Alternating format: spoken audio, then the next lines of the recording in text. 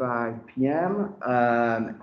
And advise Rome, if you wanted to do a roll call like you did last meeting. But hello everyone, joining remotely and the few of us in person. I hope your week's been going great. Welcome guests that are joining for the first time and are checking out what a General Assembly is with the Student Senate. We're happy that you're here with us. So I'm just going to continue on down the agenda and do corrections and approval of the previous meeting's minutes. So the minutes were sent in an email, and I believe they're actually on our website right now if you don't have them or if you need to view them.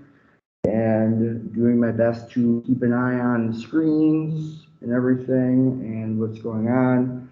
I will entertain a motion. Senator Willis, question or a motion? I move to approve the minutes. All right, motion's been made to approve the minutes from last week's meeting. And VP Jones, is that a second? Yes, it is. All right. All those in favor, voting members only, please. If you could use the hand raising feature right now if you're remote, and then the in-person members raise their hand as well. Keep them up. So we can see what we've got the first round of doing a vote like this meeting at least. All right, and that is everyone. So I'm not going to go even around with the opposed and the abstentions, and just say that the minutes from last week's meeting have been approved. And moving down to corrections and approval of this week's meeting agenda. Same thing.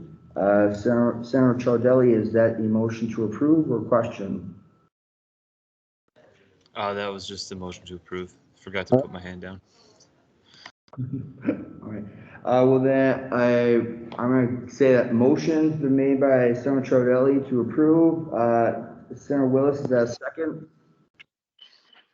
Yes. All right.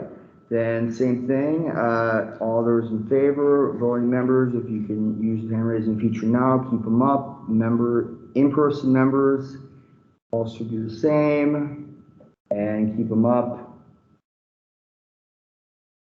All right, and again, that is everyone. So that has passed, and it's gonna get black for a second, and there we go.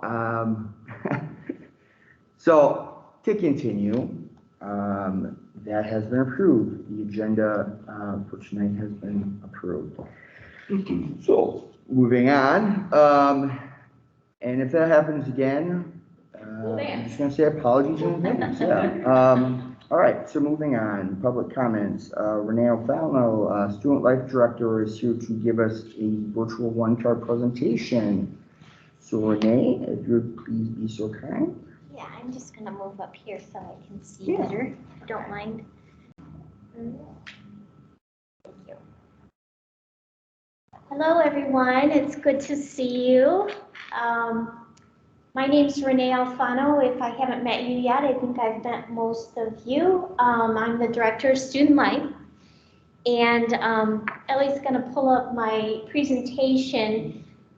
What I'd like to share with you today is the direction that we hope to move as it relates to digital one cards. So we are hoping that there will be vendors where students, and this would be for students only, would be able to obtain virtual IDs from Madison College. They wouldn't replace the hard card. If somebody still needs a hard card, they could still get one. So let me get started with that. You might hear it called, I was calling it virtual student one card. I guess the real technical name is Digital Student One Card. You can turn it. Just a little background on this. So once the pandemic hit, Dr. Spearman, who was the vice president then of Student Affairs, asked that we explore virtual one card options.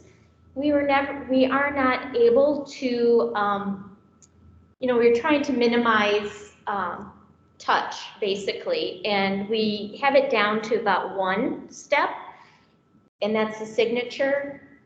Everything else can be touchless. But we started exploring this, had several conversations with tech services who indicated that the cost would be prohibited at this time, and there were more urgent needs like the technology access program. So we kind of took a step back. But then at the beginning of spring 2021, equipment started breaking down. In fact, we were telling brand new students that, you can get a one card from any campus that's convenient for you, only to find out that there were 3 campuses where the equipment had, they had equipment issues, and they ended up driving to Madison anyway. So we felt like we were at the point where equipment needs to be replaced. We can't even obtain parts any longer for the printers, and instead of investing money in new equipment to do the same thing, let's explore this request from Dr. Spearman at the time and explore the digital one cards. So beginning in February, a cross-functional group of folks of different departments that we know use or distribute the one cards began meeting and identifying issues as well as the needs. What does the one card have to do that it currently does, or what would we like for it to do that it currently doesn't? You can change it. So the most common issues currently that came up were, like I just mentioned, equipment is breaking down and parts are no longer available. Nowadays, it seems as if the trend is that students are carrying as few cards as possible, but they always have their phone. So even when we try to give them an ID and they don't, we need a picture ID to prove you are who you are, they're like, well, it's in my car. I'm sorry, you'll have to go back out in your car and get it.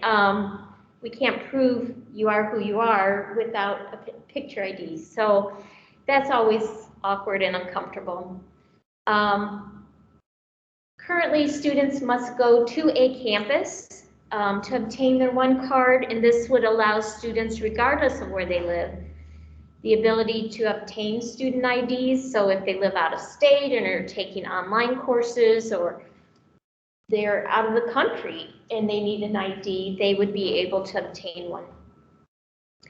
As you might know, food service has upgraded so that students can create e-accounts on your current one card, so that you can put money on your one card through the web, or which we didn't have before.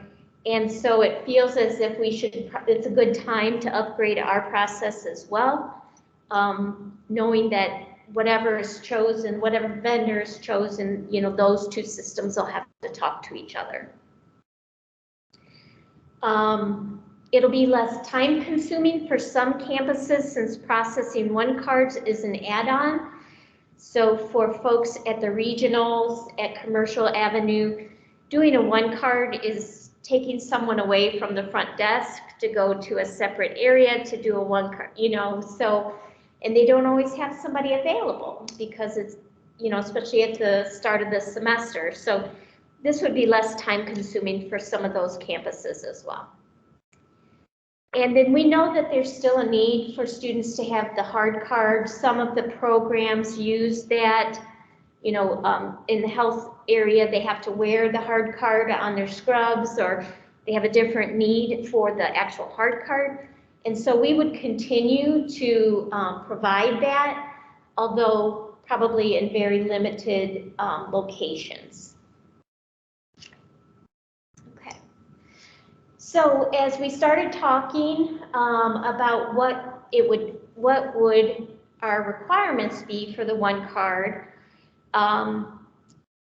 we know that we use it for things like attendance. We use it to identify students if they're already paying fees to access the fitness center, the bus pass program, the book rental program. So all those kinds of fee-based degree credit students, it would have to connect with PeopleSoft as well as Fusion, which is the program that tracks degree credit students, I guess. It needs to work with the Student Achievement Center, the library, the GHC clinic, the food pantry. So we got all those folks together. And so we know that it'll need to have some type of swiping mechanism, a barcode or a QR code. It needs to provide confirmation that the holder is fee paying for access to those fee paying programs. If a student buys into the bus pass program, like a non-degree student can purchase the bus pass program, which includes the fitness center, we need to be able to update that status quickly so that when they go to the fitness center, they can get in. It's a little easier for the bus pass because they just bring the receipt to us, but it's not always easy for the fitness center. It needs to work with all phones.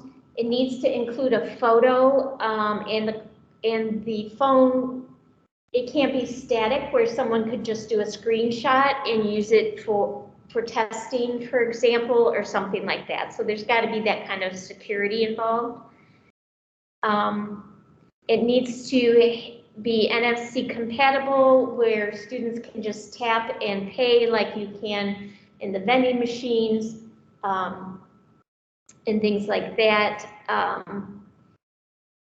And obviously work with the new e-accounts that food service created, and based on the Wisconsin state requirement that it has to have the National Suicide Prevention Hotline listed on it as well, which from the examples that I've seen is much better digitally because it's just a link and it'll directly take you to that phone number. You don't have to dial it or anything. So the last thing is just a little bit about our timeline. So once we got all that information together, tech service, we were able to obtain the funding through COVID funding, and we're hoping anyway. We're not exactly sure how much everything's gonna cost. We just kind of guessed. So right now there is an RFP, which is a request for proposals out in the program that all the vendors look at to see if they can provide this type of functionality for us. That is due the end of September, and we'll see. I don't know if anybody, we know people have downloaded the RFP, but we don't know if anyone will apply. If vendors do apply, then we hope to have some vendor demonstrations, and we're creating the rubrics to make those decisions probably in September and October. And then the plan is to contract with a vendor. We need to have the funds expire in December. So we need to be able to commit those funds before the end of the semester. And then our hope is then fall of 2022, preferably, I don't know how long it takes, but preferably it would be great if we could do it in January, since the incoming class is so much smaller. But we'll see if there's a test phase or how that might work to launch it in the fall of 2022. And then that way students can get their one card on their phones. And so what would be really helpful for me is if you have specific questions or if you know of specific usage, specific ways that the one card is used, just to make sure that we've, dotted all our I's and crossed all our T's. There's a lot more that we talked about that isn't in this presentation, but it is in the request for proposals, and I'd be more than happy to chat. So yes, that's it. Senator Willis, I see that you were first, followed by Senator Chardelli. Back to you in just a No, moment. if I get the screen over here. And Senator Willis, you may Good be. evening, Renee. Hi, Katrina. Hello. I was just curious. Will the vendors actually be bonded so that if they get our information and there's like a data breach, that we'll actually be protected? I'm not sure if you heard me. My granddaughter is chattering in the background.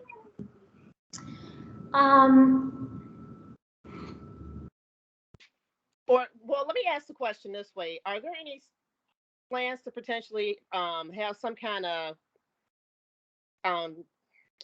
like data security in place to prevent or minimize data breaches of potentially of any information regarding students that may actually be sent over to a third party in order to make these one cards digital? I don't think it's going to be a third party. I think that we would be purchasing the ability to do these ourselves through tech services. So they wouldn't be set, the way I understand it, and I'm not a techie, and so we have a lot of tech services folks on this team, is that you would log into your account like you do now. It would be part of your My Madison College. So whatever security you already have would continue.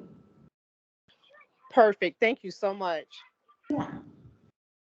Senator Chardelli, your question?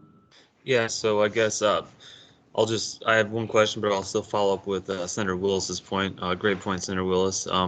So I guess it's not clear to me how, if we're going to outsource this to a vendor, but it sounded like you said it's going to be handled or implemented in-house. So I guess that's not quite clear to me. I don't understand that, kind of the duality of that statement there. Well, I'm trying to think of how best to explain it. Otherwise, I should have had the tech services join me. So it's my understanding, well, tech services, even if it is a third party, they have an entire area of security for something like our Wolfpack Welcome online orientation truly is third party, like tech services does nothing with it. I still had to go through the entire security process to make sure, because they use their Madison College email to get that set up. So tech service, everything that you do, whether it's kind of off Madison College site, still has to go through the contracting process through tech services for that very reason. My understanding for this particular product, we would be purchasing the licenses and everything would flow through tech services internally. We wouldn't be sending our data to a third party. Okay. Well, thank you for that explanation. And then my other question, have we considered the fact that some students may not have access to a cell phone, or kind of the limitations that centering this whole thing around a cell phone could bring? Like, people can lose their phones, or they can run out of battery. They can have software issues. There's also security issues on your phone, especially I know like, Apple, they have a pretty kind of tightly knit ecosystem, and it's pretty hard it's been proven pretty hard to like penetrate. But if you're running Android or some kind of open source like Google based, those things just have security breaches all the time. So even if on the school side it's well handled, kind of on the client side, like the people the students who are using this on their phone, there's just a lot of vulnerability there. And then just the fact that you can lose your phone. I heard you mention that there's going to be limited support for the hard IDs. I just think that's a bad idea right off the bat. Obviously, this is a complex thing, but I'm just kind of wary when I hear that right away, because there's a lot of limitations that we might not have kind of fleshed out yet. So those are really good questions. We have talked about, there were a couple questions in there. So the security part of it, the tech services security folks are on this committee, and they've talked to other vendors or other schools who are doing this kind of thing to find out what some of those vulnerabilities might be. Just like someone can lose their ID, someone can also lose their phone. And so the sooner they can, the ID itself doesn't really have any value. Student can't, even if you have money on your ID, I guess they could technically come to this campus or south and use it in the cafeteria, but that's all. So there's not, at this point in time, there's not that kind of, oh, I got the Madison College ID, I found this from somebody. I guess, for access, I guess they could use it for the fitness center, but we haven't even seen that for our hard card IDs. Because we did talk to athletics and the food pantry and all those folks. This actually will help us stay more up to date with whether people are current students or not, because we have people all over that have hard cards but aren't necessarily a current student. So this would get turned off. As soon as a student isn't enrolled anymore, or the next semester, if it's summer, and then any money that they might have on it, they can, get a check for. So that was that was one of the answers. And then I really like your idea about not just switching over really fast like that. I think that's a great idea, as long as the equipment, I'm not a big fan of buying more equipment on that old process, but as long as we can keep things moving, I think we should ease into this. I agree. Yeah, I think on that front, especially kind of the support of the existing system, I just, whatever I can say to encourage that, I guess right now is my current aim, because I think if we implement this new system, it should be able to kind of solve that challenge. Like you said, there's currently not a way to update the system to say like this person's no longer a student.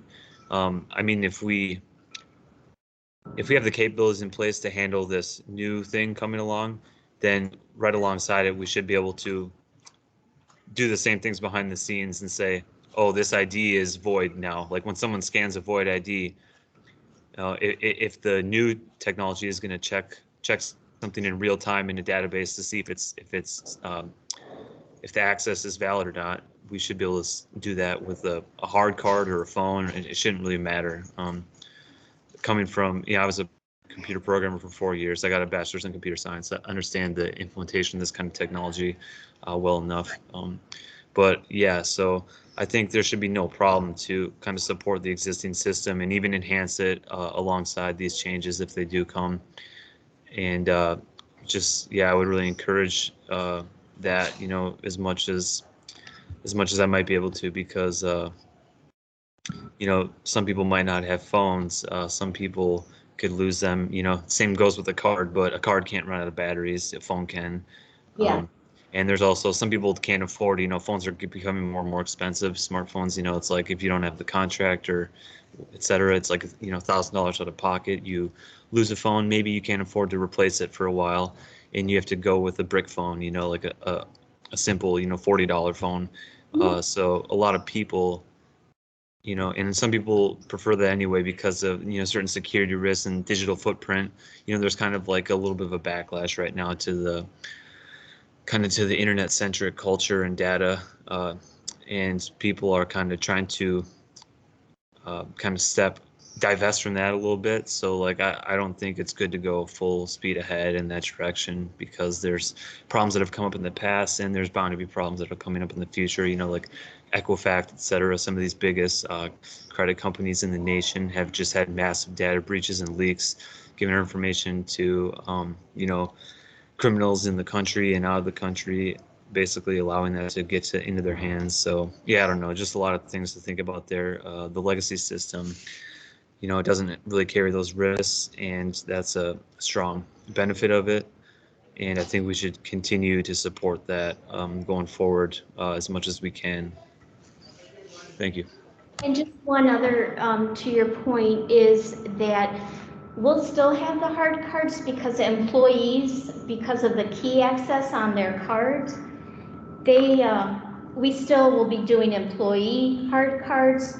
This would just be students. And so we would definitely always still have the hard card. You know, at this point, that's not part of this project, to move into the employee side of things, because then you've got access and all these other pieces that we're not explored yet. All right, I want to get to Senator Zebel's comment or question, but we have gone over time. So I'm going to need a motion to extend the time on this. And since I got kicked out of the meeting myself on my computer, I'm kind of relying on seeing what's in front of me right now. So make sure that when you put your hands down, or like when I say put your hands down, your hands are down, so that when I see a hand, there's no hands that stay remaining and I misread this. Do we have a motion to extend the time on this at all?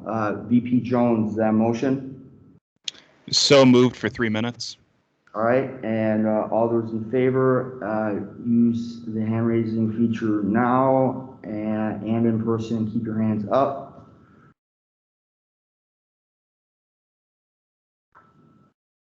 And yeah, so an extra 3 minutes on the clock. Senator Zebel, yeah, your question or comment.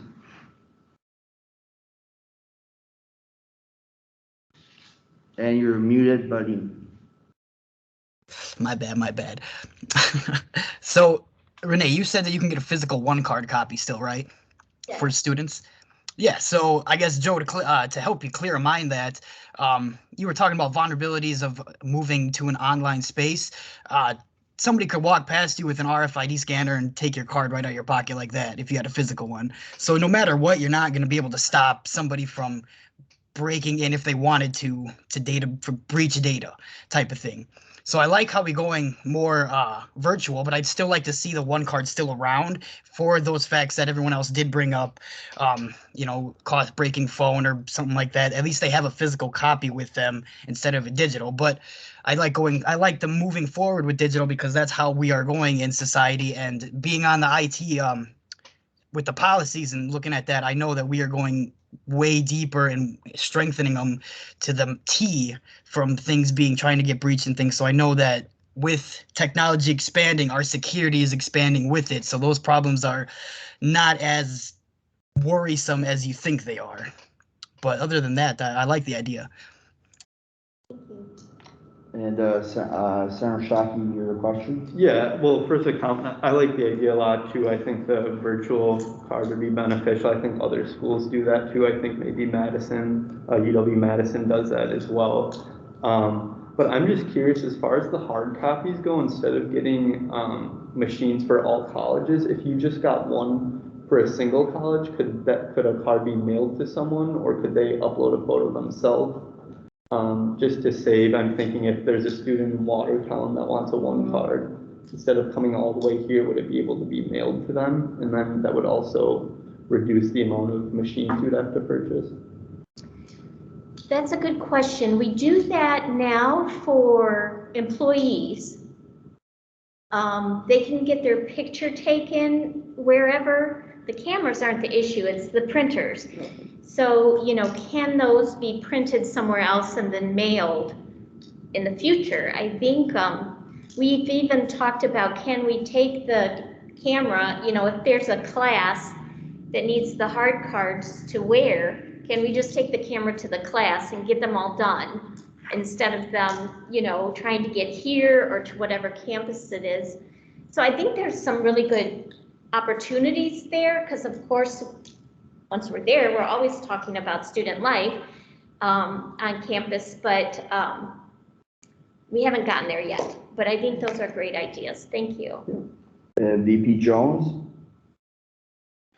Just to clarify, because my feed cut out a little bit on you, Renee, will students be able to maintain a hard copy of their card as well as a digital copy at the same time, or would they have to choose one or the other? It's my well, I don't think those two systems are going to talk to each other. I think our current hard card system is very, very old.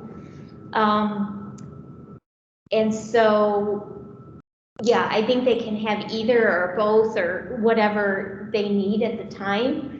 I don't think that's going to be an issue.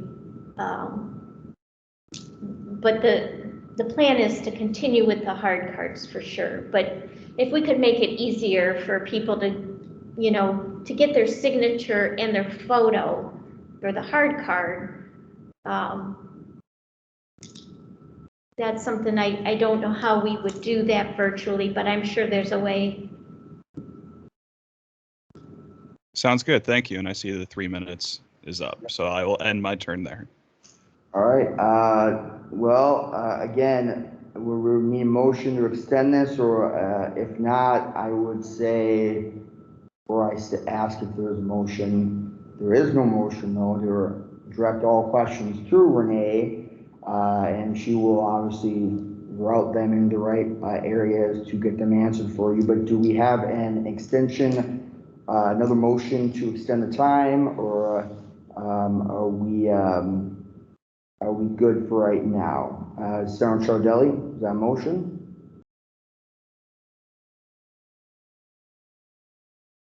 And you might be muted. Sorry. Yeah, I motion to extend 3 minutes. All right, the motion's been made. Do we have a second?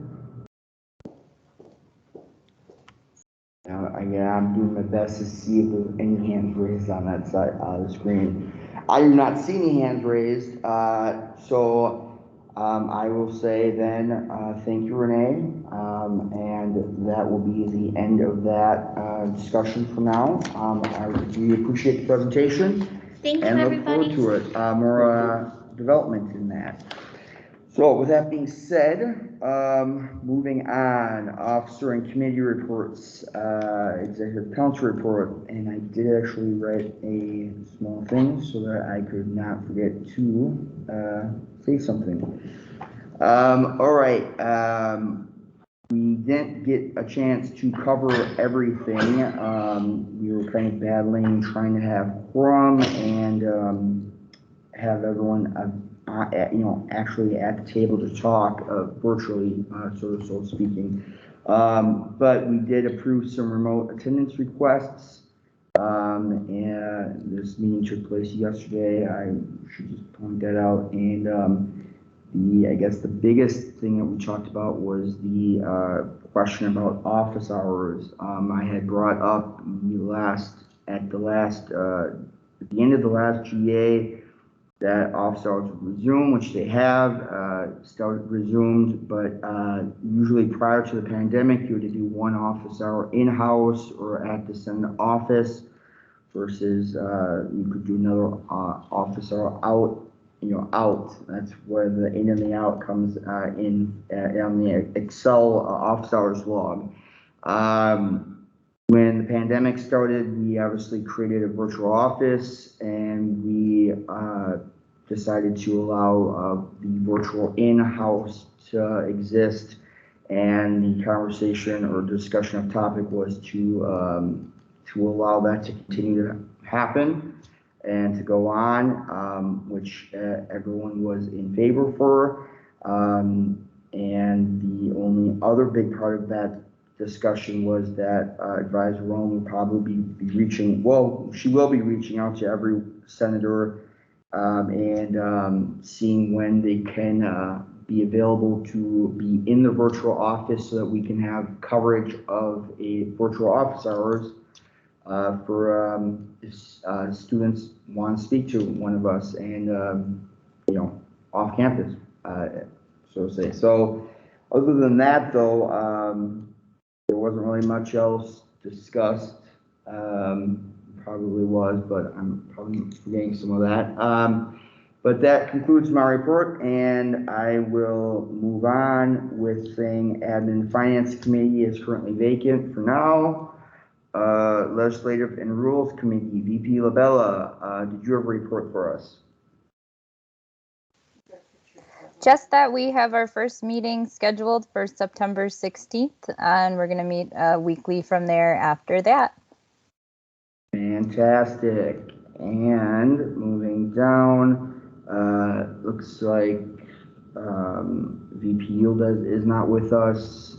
I don't see her on. I don't think see her on the list. So I'm just going to say she's not here right now. And then Public Relations Committee, VP Jones, do you have a report for us? Yes, I do. Thank you. So firstly, there was a brochure bill that was drafted that will be presented tonight. You'll hear more on that later on. There is currently a business card request for duplication bill that will be drafted. We're just waiting on getting pricing and some design editorials figured out before we do that. But look for that next week. Finally, I'm putting into the chat, and everyone was already sent this link directly to their Madison College email. But next week we have a club and organization fair that we will be tabling at. It is the 15th. It is going to go from 12:30 to 2. You can sign up in half-hour increments. It does count towards office hours, and we have plenty of spots available. So please, if you feel like coming down, getting some tabling experience, it really does help get our face-to-face interaction with the other community organization and clubs. It also helps generate interest in Senate operations and potential collaborative efforts. Other than that, that's all I have. If anyone has any questions. Any questions for VP Jones?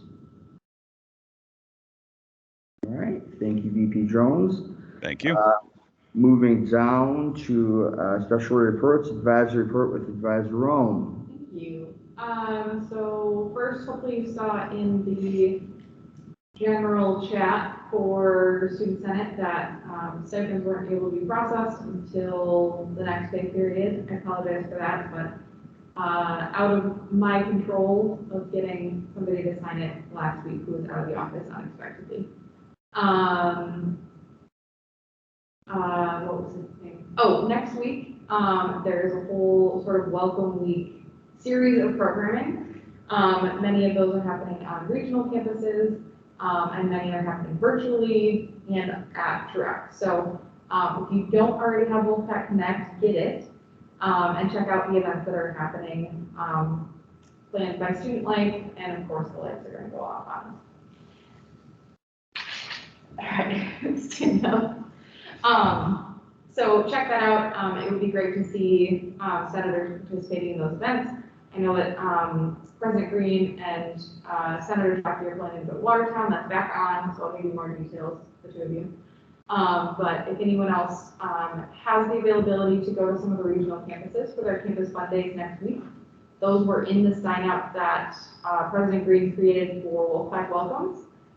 Still an option to go Tuesday and Wednesday. We're going to all four between the 2 days, so let me know if you need that link.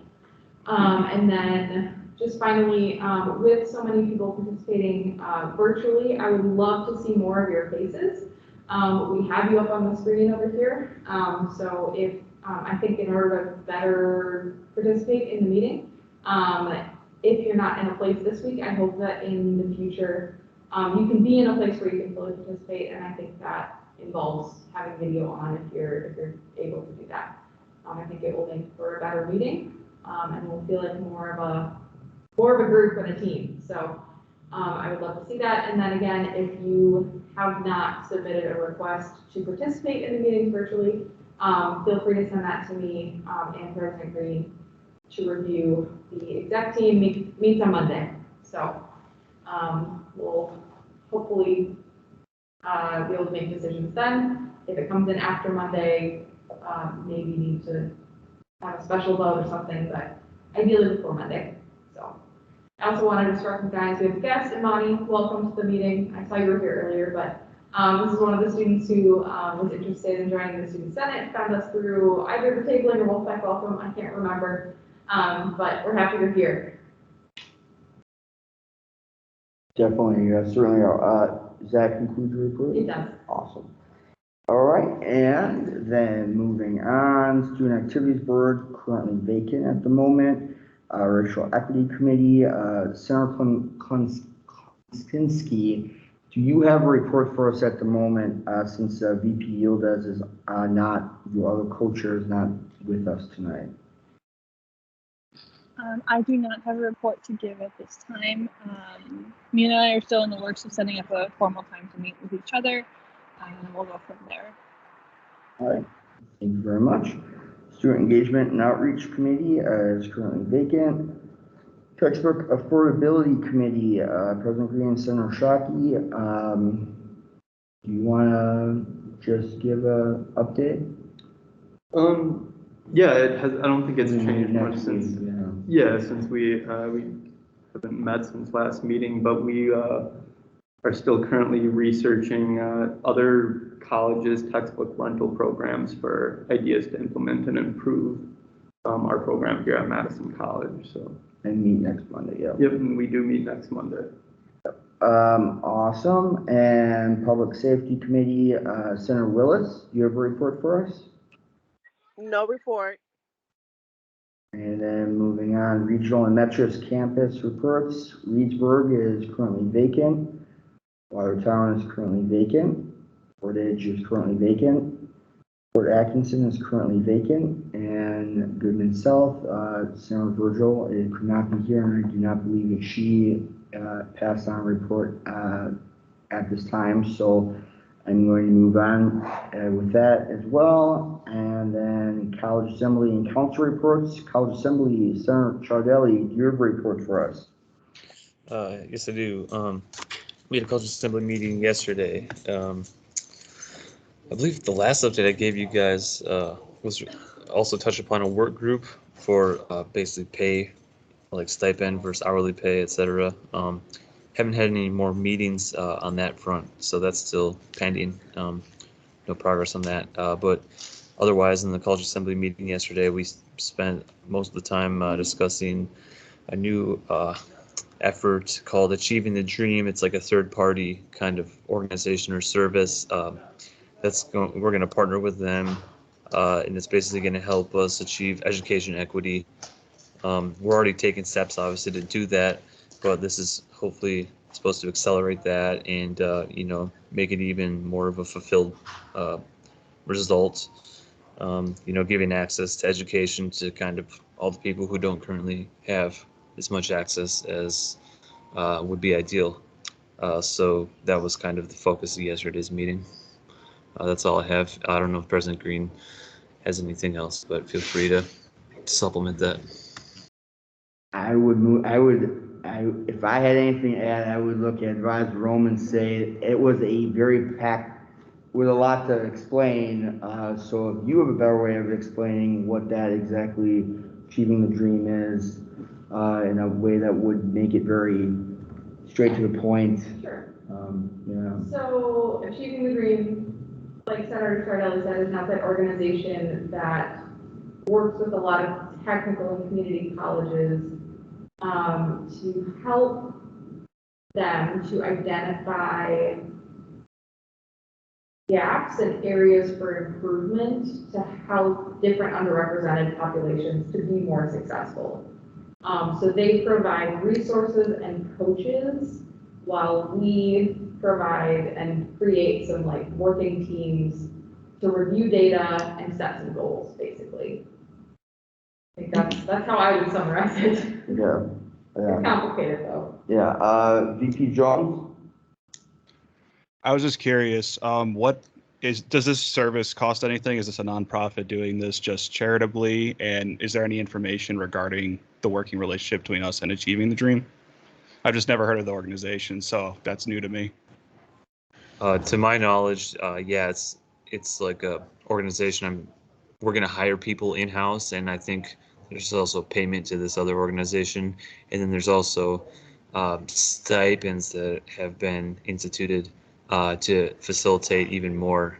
So there's going to be people that are paid stipends. There's going to be people that are, paid some sort of wage as a job. Like there's a job you can actually apply for, and then there's also this third-party company that I'm assuming gets a payment, but I guess that wasn't discussed regarding that third piece. I don't think that people on the committees are paid. Yeah. They're just doing it out, or people are doing it out of the kindness of their own hearts and part of the rest of their work. And I know that Achieving the Dream is a nonprofit organization, but I don't know if it costs us money to join. That's a great question that maybe we can forward on to Mark Thomas is one of the co-chairs. Would you be willing to do that? Yeah, Okay. yeah, well, and I think that it's going to be announced to the entire, on September 17th, it's going to be announced more on a public scale to all of the faculty at Madison College, and then I assume from there, but it, gets talked about a little bit more publicly, but yeah, I'll definitely check you and get back to you on that. Yeah, sure. And just out of curiosity as well, if you're going to be talking with Mark regarding our budget outlays for this, if it is a paid service, where they're placing this in terms of pay, how we're delegating the pay for that. I'm just curious if this is something that was pre-planned and we're just now sort of working the analytics out of, or if this is something new, and if so, how are they fitting that into the current budget proposals? So just something I'd be interested in hearing.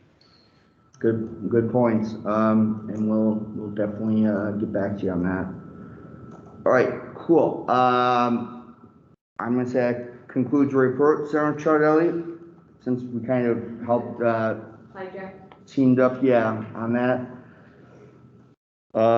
So then moving on, Academic Council, VP Jones, your report for us. Sure do. So it was definitely a long meeting, but we only touched on one topic, and that was the credit, non-credit policy prescriptions that are being put forth by the council. A lot of good discussion regarding the potential different outcomes and ways we can handle the system as we currently have it. Some were potentially making it so that students can have above a C as an actual GPA grade, and anything below that as a non-credit option instead of having to have all or nothing.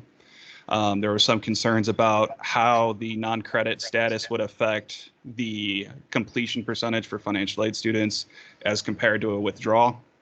There was some concern about how incompletes would be factored with this, how athletic eligibility for students would be affected by this.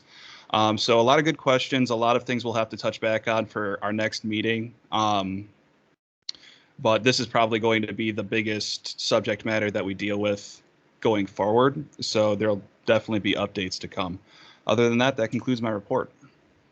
All right, thank you, VP Jones.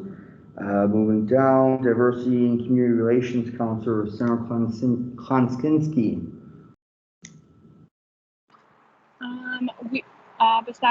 We are meeting on Tuesday the 14th at 10 a.m. My subcommittee for gender and LGBTQ+ for the larger committee, and then on Wednesday the 15th we have our larger committee meeting in the afternoon. But besides that, I have no report to give. Thank you very much. Finance Council, sorry, Senator Willis. Facilities Planning and Investment Council, Senator Willis. No report. We meet next Wednesday. All right, thank you very much. Now, Finance Council, currently vacant. Information Technology Council, Sarah Zebel, do you have a report for us? I do not. We meet next week. All right, thank you. And then Institutional Effectiveness Council, Senator Shockey, do you have a report for us? I do not. We have not met since I gave my last report, but we will be meeting next Wednesday, the 15th. All right, and Senator Virgil is not here for Professional Development Council. And Student Affairs Council, VP Labella, do you have a report for us? No real report other than we just decided we're going to meet virtually once a month. All right. Awesome. And then moving on, old business items. We have no old business items. New business items, officer elections, Senator Jack Shockey. All right, so this is where the 10 minutes comes in with a 5 minutes of explaining why you would think you're a good fit for this position of VP of Admin and Finance, and or what experiences you can contribute to this, and then followed by 5 minutes of Q&A from the senators, and then followed by a vote. So I'll let you take it away. So I'll start by saying I think it's a very important role that I would be fully invested in. And I think my participation this summer shows that. I took an interim position on the Executive Council, and I attended IBPS training and diversity training, both of which I think were very valuable. I also think the organizational aspect of this position is extremely important. And I've learned to manage my time. I've taken classes, participated in Senate. I also work part-time and volunteer on occasion, which I've managed all those tasks. And I think this would be another important role I would be able to manage as well.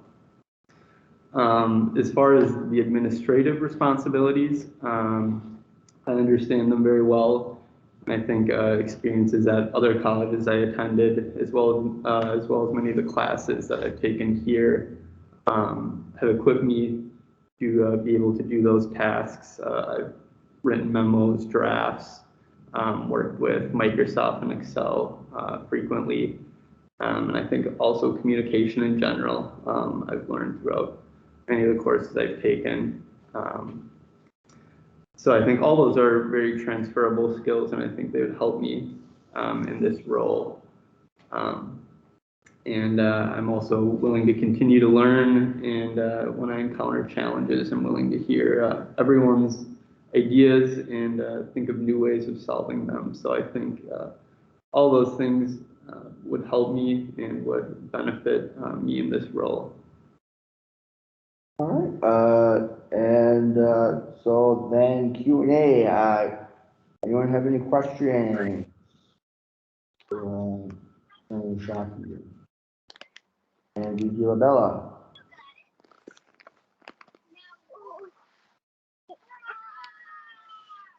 All right. My question was just that since you'd be joining the Executive Council in a more official capacity, a big part of that would be communication, not just with everybody, but also just between like the four of us. Are you able to, be reachable by everybody since you'll be in this pretty important position in Senate? Yeah, I definitely think I would be able to communicate. I check my email daily, usually in the morning, and then once in the late afternoon. And I also receive emails and team notifications to my cell phone as well. So I'm pretty reachable, and I try to get back as soon as possible to respond. Thank you. Yep. And Senator Willis, you have a question. Yes, can you tell us one of your greatest strengths and one of your greatest weaknesses? Yeah, so I think time management, I'm very efficient at. I like to manage my time and all my tasks so that I can be fully invested in each one. And I would say one weakness, sometimes I do take on a little more than I think I can accomplish. So sometimes that can create setbacks, and maybe I won't fully invest all my time into one thing because I'm too focused on another. So I think being able to understand how much I can take on is a weakness of mine. All right, VP Jones? And you're. Nope, sorry. I was wondering if you could sort of delve a little bit more into your interest in the position, what most interests you about it, what you feel like might be some of your greater obstacles within the position itself. Yeah, definitely. I think being involved in the Student Activities Board, I have to learn a little more about what that will entail as far as meetings go and things like that. But one of my interests is majorly that the position wasn't fulfilled. So that kind of drew me to it at first. I think it's important to get the executive council all positions filled so that we can work effectively. And then, like I mentioned, a lot of the administrative roles, keeping track of agendas, attendance, things like that.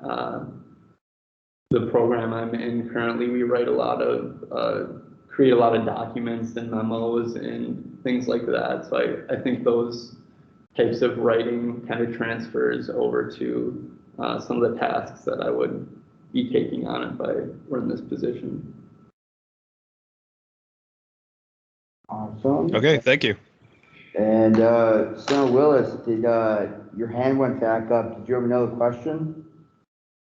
Yes, I was just gonna ask, how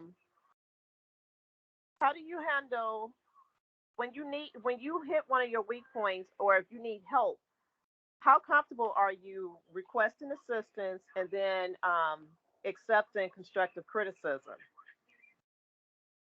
Yeah, I think that's very important to be able to reach out, and I would feel very comfortable asking anyone on the executive council or any other senators as well for their input or ways I can improve. I think I'd say I handle criticism fairly well. Like anyone, it's kind of uncomfortable at first, but I think I would be able to use that criticism to help improve the work that I would be doing. Thank you so much. All right. Bad time to mention, I forgot to talk with you and say that I did not create anything, ballot or anything like that. Ready to go if people are ready to vote. So, yeah, is everyone ready to make a vote now? And I would say, to our guest, just abstain, if you get this pop-up notification. I don't know, maybe Dwell not as a guest, or just close it. Yep, there we go, it's even better. But if everyone's ready to vote, then, yeah, let's go for it. Jack, are you in the Teams meeting? I'm not in the Teams meeting. We'll need to have you vote. Will you just send me a Teams message on how you choose to vote? Yeah. Or if you see this in the chat, because you should. Okay, yeah, I'll probably. You could open just the chat. Yeah, I have the chat open. Well, I can also just join this way too.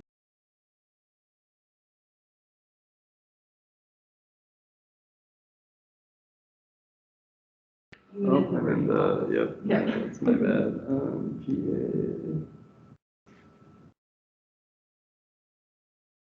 There you go.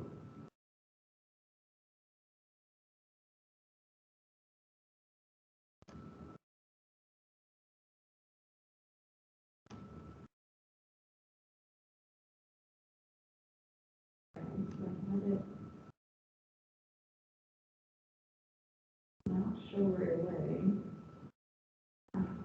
Let's show it now.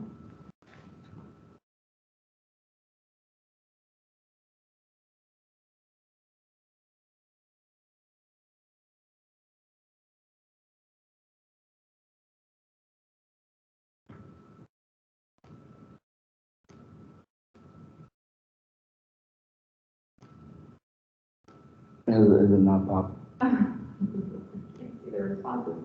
I don't know if I can view the responses. Well, that's the point. Hold power.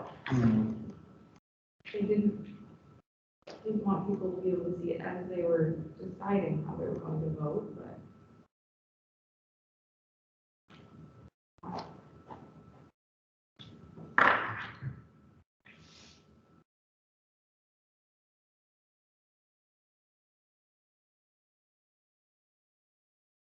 I see 8 responses, so. That's what I Right. see too, but then I can't click. I can't see the results. Is there anyone who didn't vote, if you can just hit abstain, I've not. I mean, it just pops up there. Oh, Senate, I need to abstain. Did you I hit just, that? X'd out.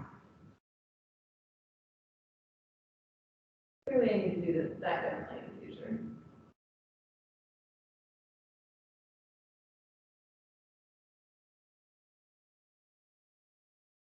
We're just sorting it out, everyone, so, hence the silence, it's all part of the plan.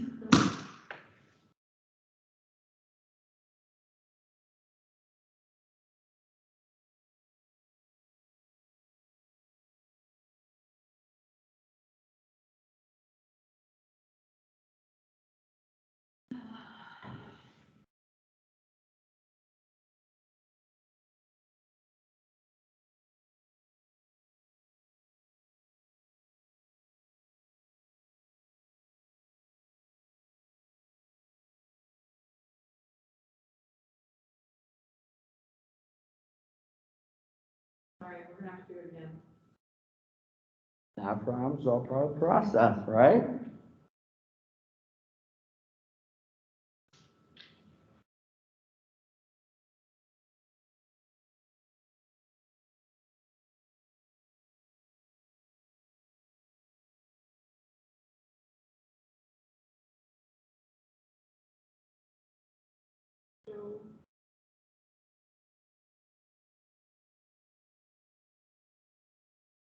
I thought, if I remember correctly, there's like an option within an option that says like, I can see it. to let you see it, but not to let everyone else see it. I don't really remember. Yeah, which is what I thought I was doing, but it just. No, this is right, this it is just right. didn't show the results.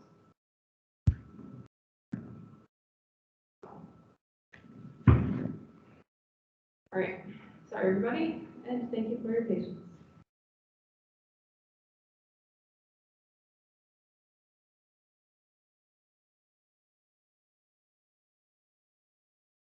Anyone still needs to vote, do so now.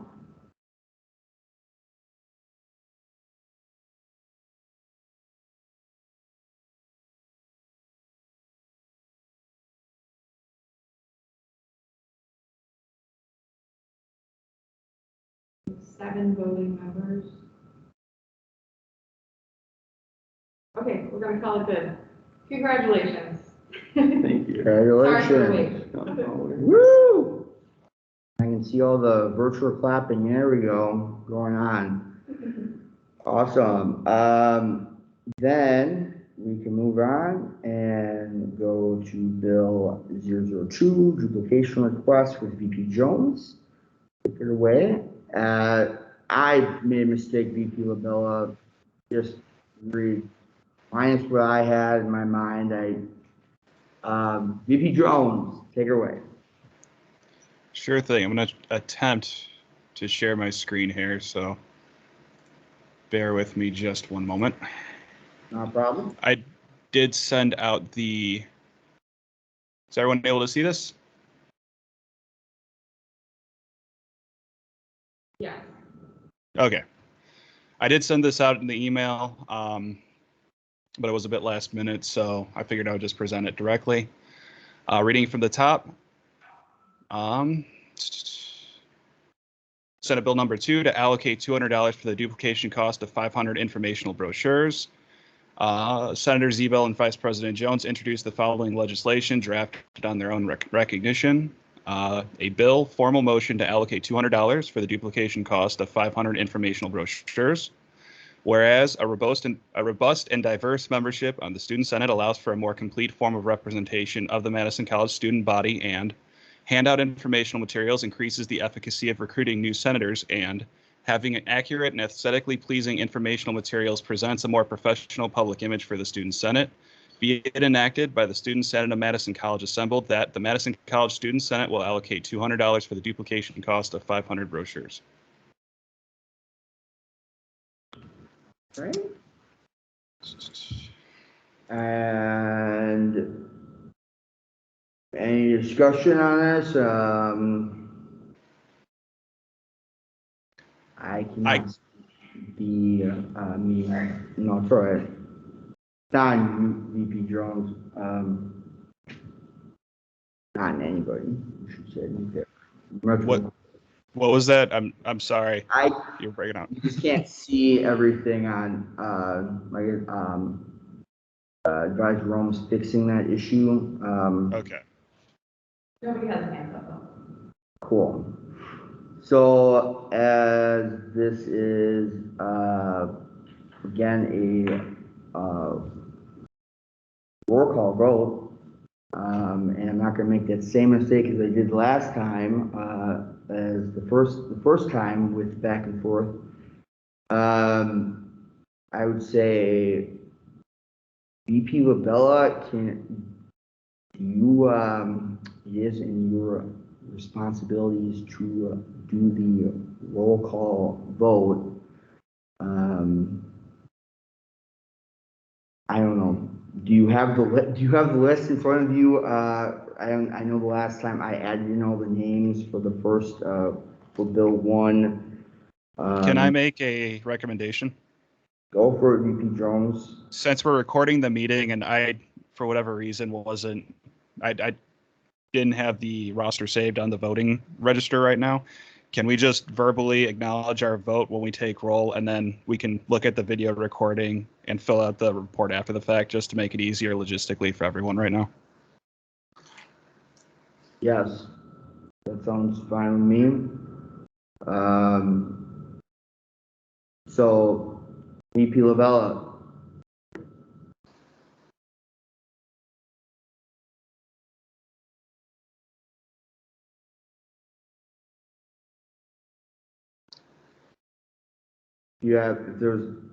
If there are any problems. Oh, Teams says I don't have access to a microphone. Technical issues. Okay. I can read down the participant list from the meeting for all voting members. How does that sound? Sounds good to me. All right. Senator Tardelli. An aye. VP Jones. Aye. Senator Konzinski. Aye. VP Labella. Aye. Vice President Shockey, not Senator. Aye. Senator Willis. Aye. Senator Zebel. Aye. Okay, we got everybody. And Sounds like a bill passed. So, yay, congratulations on that as well. And it sounds like there's probably gonna be another bill next week, similar to, with more public relations in mind, so, we'll look forward to that. All right, cool. Then moving on.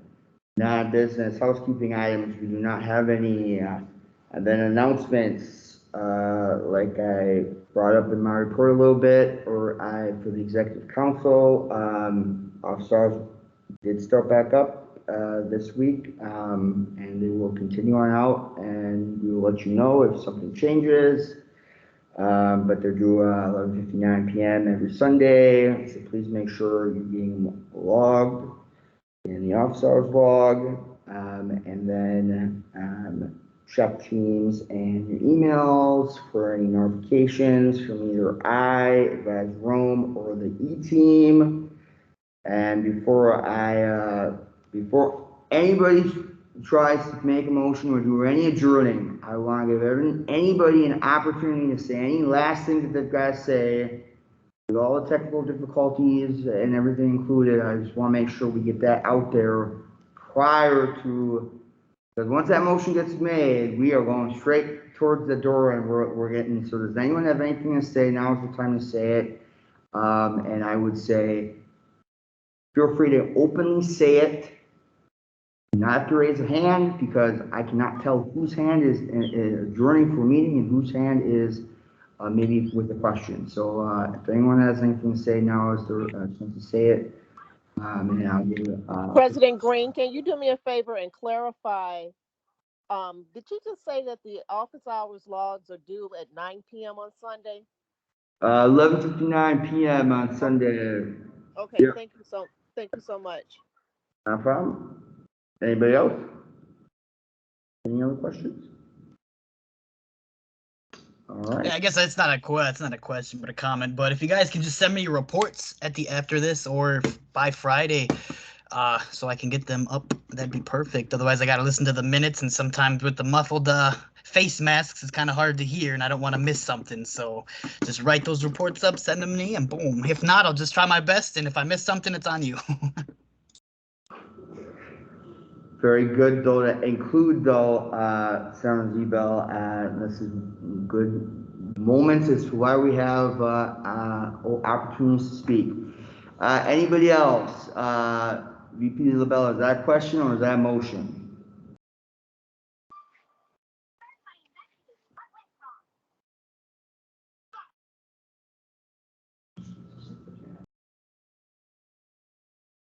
Oh, yeah, they do. Oh my gosh, They do.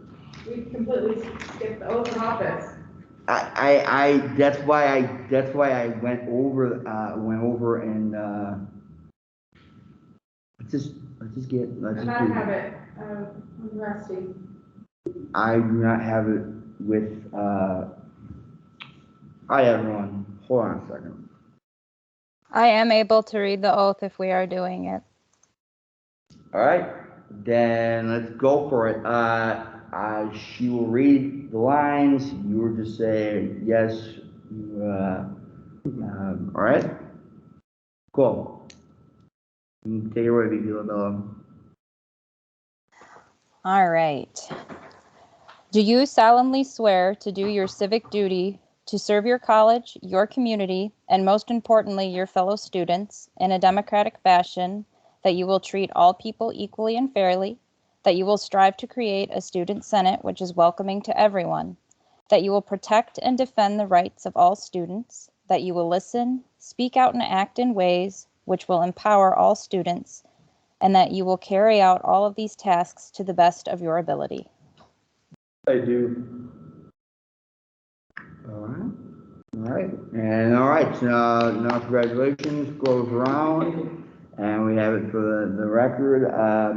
All right. So now that we've fixed all of our mistakes, Senator Willis, is that a motion to adjourn this evening's meeting? Yes, I move to adjourn. All right. Motion made. Do we have a second? We have to give this to. I second that. I'm gonna let, oh, well, then fine. Senator Zebel, you can second that. We're gonna give that to VP Jones, but, all those in favor, if you would use the hand raising feature now, voting members, please, and anyone in person, keep your hands up as well, and it looks like everyone has their hands up there. Now everyone has their hands up, and we are adjourned at 5:49 p.m. All right, have a great evening and a great weekend, and see everyone for the great amount of times we'll have next week. So, goodbye, everyone.